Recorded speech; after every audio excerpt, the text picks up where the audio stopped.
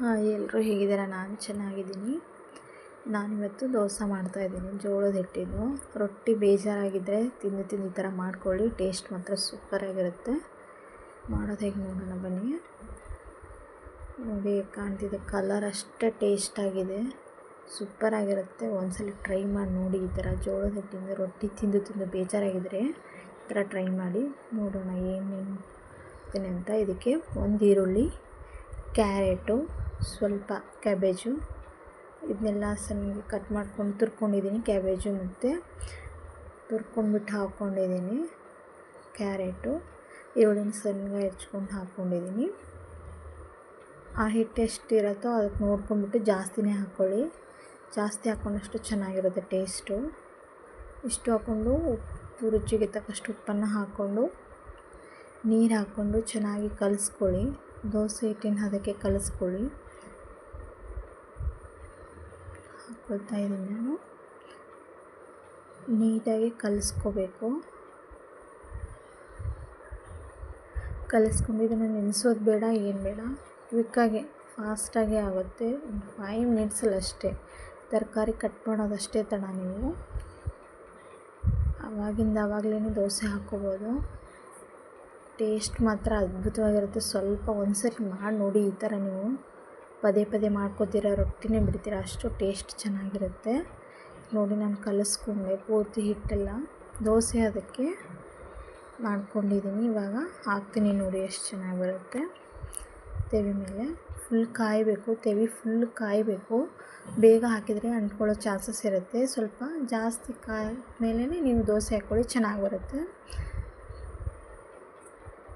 Full high flame ಇಡಿ.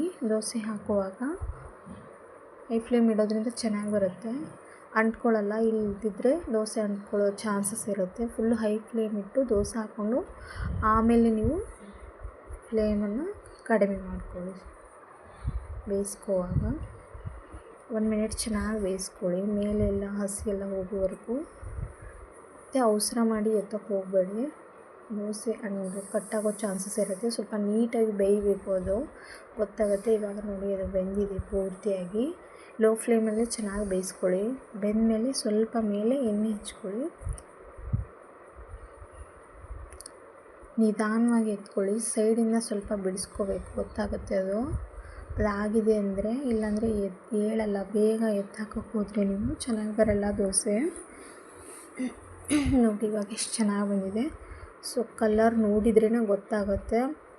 ಆ colour ಹೇಗಿದೆಯೋ taste ಕೂಡ ಅಷ್ಟೇ ಅಲ್ಟಿಮೇಟು. ನಿಜ ಹೇಳ್ತೀನಿ, ನೀವು ನಂಬ್ತಿರೋ ಇಲ್ವೋ ಗೊತ್ತಿಲ್ಲ.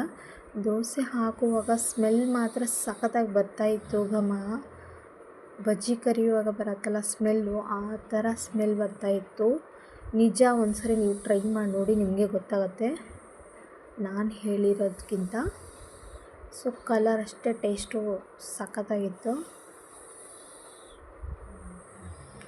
ನನ್ನ ಮನೇಲಿ ನನ್ನ ಮಗ ಫುಲ್ ಇಷ್ಟಪಟ್ಟು ತಿಂತಾನೆ. ರೊಟ್ಟಿ ತಿನ್ನಲ್ಲ, ಬಟ್ ಇದನ್ನು ಮಾಡಿದರೆ ಬೆಳಗ್ಗೆ ಟಿಫನ್ ಬಾಕ್ಸ್ಗೂ ನಾನು ಹಾಕಿ ಕಳಿಸ್ತೀನಿ. ಚಿಕ್ಕದು ಟಿಫನ್ ಬಾಕ್ಸಲ್ಲಿ ಹಾಕುವಷ್ಟೇ ಚಿಕ್ಕದಾಗಿ ಮಾಡಿಬಿಟ್ಟು ಹಾಕಿದರೆ ಫುಲ್ಲು ಡಬ್ಬಿ ಖಾಲಿಯಾಗಿ ಬಂದಿರುತ್ತೆ. ಅಷ್ಟು ಇಷ್ಟಪಡ್ತಾನೆ. ಏನೂ ಬೇಡ ಇದ್ರ ಜೊತೆಗೆ, ಇದರಲ್ಲೇ ತರಕಾರಿ ಹಾಕಿರೋದ್ರಿಂದ ಸ್ವಲ್ಪ ಖಾರ ಬೇಕಿದ್ದರೆ ಖಾರ ಹಾಕ್ಕೋಬೋದು. ನಾವು ಅದಷ್ಟೇ ತಿಂತೀವಿ ಅಂದರೆ ಅದಕ್ಕೆ. ಇಲ್ಲ ಮೆಣಸಿನ್ಕಾಯಿ ಹಾಕ್ಕೋಬೋದು ನೀವು. ನಾನು ಹಾಕ್ತಾಯಿಲ್ಲ ಇಲ್ಲಿ. ನಾನು ಸಪ್ರೇಟ್ ಚಟ್ನಿ ಮಾಡ್ತಾಯಿದ್ದೀನಿ, ಶೇಂಗಾ ಚಟ್ನಿ. ಇದ್ರ ಜೊತೆಗೆ ನನಗೆ 1 ಇಯರ್ ನನ್ನ ಮಗ ಇದ್ದಾನೆ, 1 ಇಯರ್. ಅವನು ತಿಂತಾನೆ ಇದನ್ನು. ಹಾಗಾಗಿ ನಾನು ಇದರಲ್ಲಿ ಖಾರ ಮಿಕ್ಸ್ ಮಾಡ್ತಾಯಿಲ್ಲ. ಖಾರ ಆದರೆ ಅವ್ನು ತಿನ್ನೋಕ್ಕಾಗಲ್ಲ.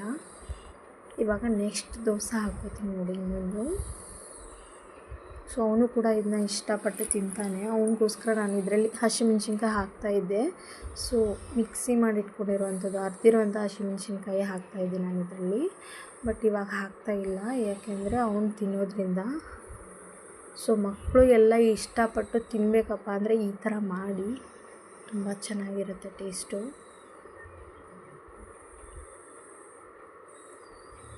ಮತ್ತು ಬೇಗ ಆಗುತ್ತೆ. ಬೆಳಗಿನ ಬ್ರೇಕ್ಫಾಸ್ಟ್ಗೆ ಆರಾಮಾಗಿ ಮಾಡ್ಕೋಬೋದು ನೀವು. ಅದ್ರ ಜೊತೆ ಒಂದು ಚಟ್ನಿ ಮಾಡ್ಕೊಂಡ್ಬಿಟ್ಟು. ಫಾಸ್ಟ್ ರೆಸಿಪಿ ಅಂತಲೇ ಹೇಳ್ಬೋದು. ಹೆಲ್ದಿ ಮತ್ತು ಫಾಸ್ಟ್ ರೆಸಿಪಿ, ಎಲ್ಲರೂ ಇಷ್ಟಪಟ್ಟು ತಿನ್ನುವಂಥದ್ದು. ಇವಾಗ ನೋಡಿ, ಸೆಕೆಂಡ್ ದೋಸೆ ನಾನು ಹಾಕ್ಕೊಂಡ್ಬಿಟ್ಟು ನೋಡಿ ಯಾವ ಥರ ನೀಟಾಗಿ ಹಾಕ್ಕೊಳ್ತಾ ಇದ್ದೀನಿ. ಇದೇ ಥರನೇ ನೀವು ಇದು ಮಾಡಬೇಕು. ಸ್ವಲ್ಪ ಫಾಸ್ಟಾಗಿ ಇದು ಮಾಡಿದರೆ ಫುಲ್ ಕಟ್ಟಾಗೋ ಚಾನ್ಸಸ್ ಇರುತ್ತೆ. ಫುಲ್ಲು ಸಾಫ್ಟಾಗಿ ಬರುತ್ತೆ ಇದು. ಎಷ್ಟು ಚೆನ್ನಾಗಿ ಬಂದಿದೆ ನೋಡಿ. ಮಾಡೋ ಥರ ನೀವು ಮಾಡಿ ನೋಡಿ, ಸಖತ್ತಾಗಿರುತ್ತೆ. ಮಾಡಿ ನೋಡಿ ನೀವು ಹೇಗೆ ಬಂತು ಅಂತ ನನಗೆ ಕಮೆಂಟ್ ಮಾಡಿ ತಿಳಿಸಿ.